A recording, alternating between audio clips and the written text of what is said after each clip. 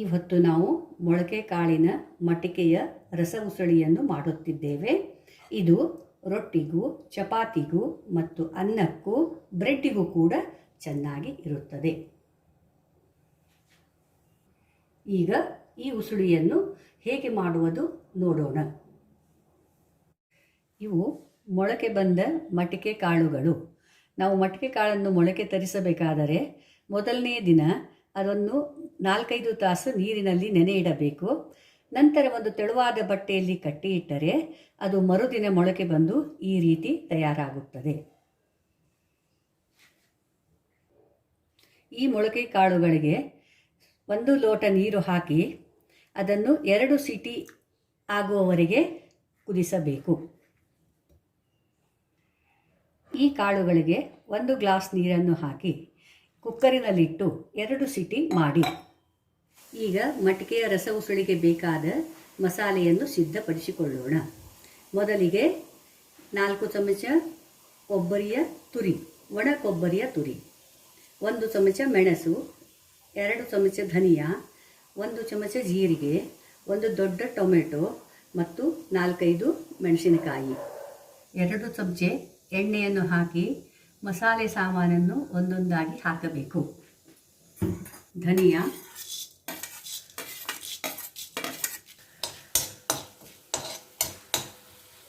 ಸ್ವಲ್ಪ ಕೆಂಪಾದ ನಂತರ ಮೆಣಸಿನಕಾಳು, ನಂತರ ಜೀರಿಗೆ, ನಂತರ ಮೆಣಸಿನಕಾಯಿ, ನಂತರ ಕೊಬ್ಬರಿ.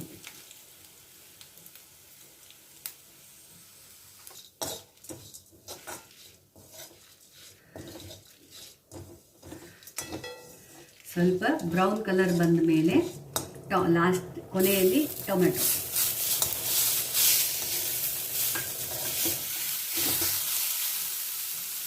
ಈಗ ಇದು ರೆಡಿ.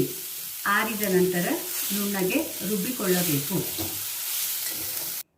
ಇದಕ್ಕೆ 1 ಬೊಟ್ಟು ಹುಣಸೆ ಹಣ್ಣು ಮತ್ತು ನೀರನ್ನು ಸೇರಿಸಿ ನುಣ್ಣಗೆ ರುಬ್ಬಿಕೊಳ್ಳಿ.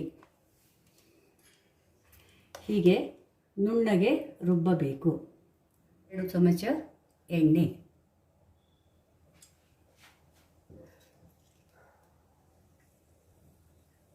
ಅರಿಶಿಣ,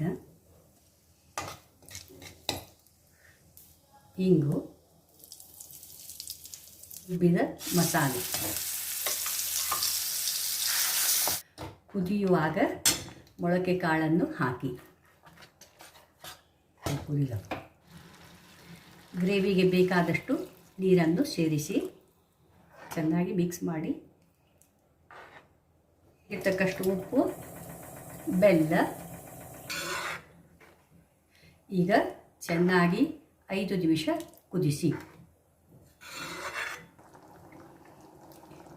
ಈಗ ಕೊತ್ತಂಬರಿ ಸೊಪ್ಪನ್ನು ಹಾಕಿ. ಈಗ ಉಸುಳಿ ರೆಡಿ. ಗ್ಯಾಸ್ ಆಫ್ ಮಾಡಿ. ಈಗ ಉಸುಳಿ ಸರ್ವ್ ಮಾಡಲು ರೆಡಿ. ಹಾಗೆ ಈ ರೆಸಿಪಿ ಇಷ್ಟ ಆಗಿದ್ದರೆ ನನ್ನ ಚಾನಲನ್ನು ಲೈಕ್ ಮಾಡಿ, ಶೇರ್ ಮಾಡಿ, ಸಬ್ಸ್ಕ್ರೈಬ್ ಮಾಡಿ. Thank you.